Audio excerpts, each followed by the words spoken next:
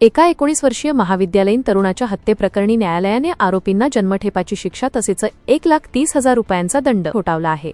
तुषार श्रीरंग पवार हा किनवट तालुक्यातील रहिवासी असून तो शिक्षणासाठी नांदेड शहरातील श्रीनगर भागात आपल्या कुटुंबियासोबत वास्तव्यास होता। 7 डिसेंबर रोजी 2019 रोजी क्लासेसला जातो म्हणून घराबाहेर पडला। रात्री उशिरापर्यंत तो घरी परतलाच नाही। कुटुंबियांकडून शोध देखील घेण्यात आला, मात्र सुगावा काही लागला नाही।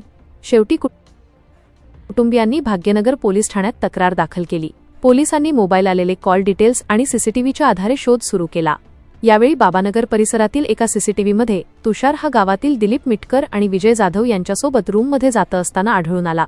पोलिसांनी दोघांना ताब्यात घेऊन चौकशी केली असता दोघांनी तुषारचा गळा आवळून खून केल्याची कबुली दिली।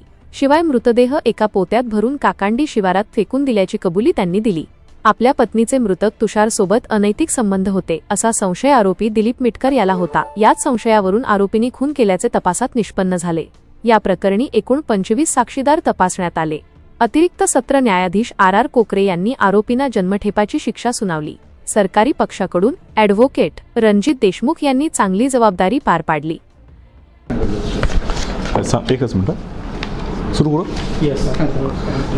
दिनांक 7/12/2019 रोजी मयत जो होता तुषार पवार हा अनेका ट्युशनसाठी निघाला होता घरून, पण संध्याकाळी तो वापस आला नाही। त्याच्यावरून त्याच्या आईनं त्याला फोन केला, पण तो फोन त्याचा बंद येत होता।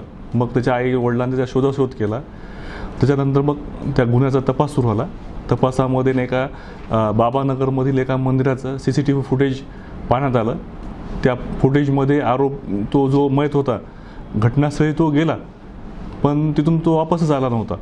मग त्या ठिकाणी नाही का मग जे 2 आरोपी होते त्या 2 आरोपींनी नाही का एका पोत्यामध्ये काही वस्तू घेऊन जात असताना दिसले। नंतर मग याच्यामध्ये पुराव्यामध्ये असं पण आलं की याच्यातला जो मयत होता त्याला आरोपी क्रमांक 1 जो आहे दिलीप मेटकर त्यानं त्या घटनास्थळी त्याला फोन करून बोलवलं होतं। आणि नंतर मग जो आरोपी होता आरोपी क्रमांक 1 जो आहे दिलीप मेटकर तसंच विजय भोजू राठोड जाधव हे दोन्ही आरोपी एकमेकाच्या संपर्कात होते। आणि त्या दोघांनी नाही का ह्या आरोपीला मयत जो आहे तुषार पवार त्याला नाही का मारून एका पोत्यामध्ये त्याला बांधून काकांडीच्या शिवारात नेऊन त्याला टाकलेलं आहे। कोर्टामध्ये एकूणचे 25 साक्षरता तपासले।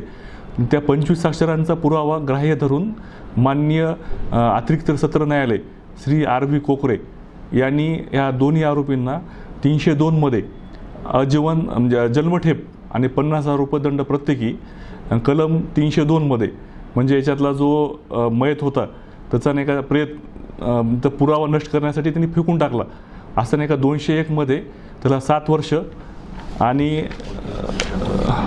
प्रत्येकी नाही का 10,000 रुपये दंड।